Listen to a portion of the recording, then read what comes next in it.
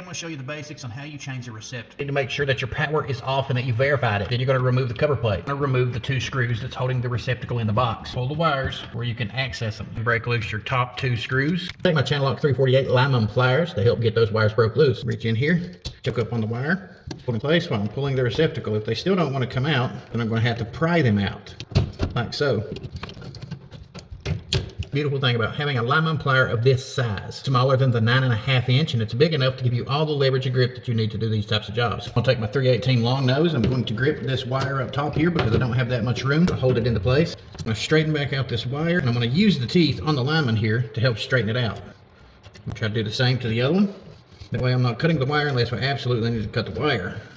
Do the exact same thing to the bottom side. The reason why I've done the top first and then the bottom, so I could separate the wires from the top and the bottom and make sure that the circuits are hooked up properly whenever I reinstall them. Do the same thing to the bottom.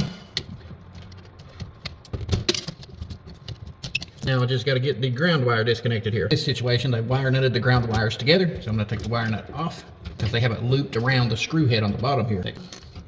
Just untwist the wires.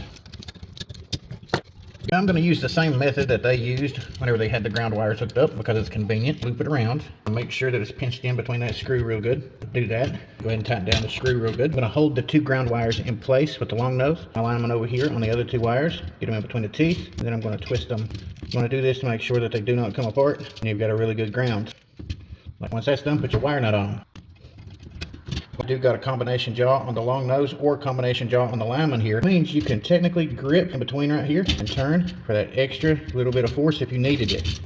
On the back of your new receptacles like these right here, you got little holes right there that the wire will go inside of. Whenever I push them in, I put the wire in that little hole, then I tighten them down, and it acts like a clamp and it compresses together around the copper wire. Some are made different than this. It just depends on what kind of receptacle you've got. Black girls like gold, white girls like silver. Conductors that I kept up top is the ones I'm going to be plugging into the top half of the receptacle because that's the way it was plugged in originally. That way I know which one's right. So I'm pushing in on my screw here. I'm going to take my long nose pliers, slide it inside of that hole. Whenever I push it into place, I'm going to hold my long nose pliers there and then take my screwdriver and tighten down the screw.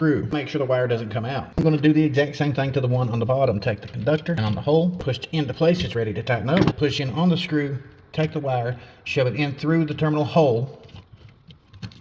I just got to tighten it down.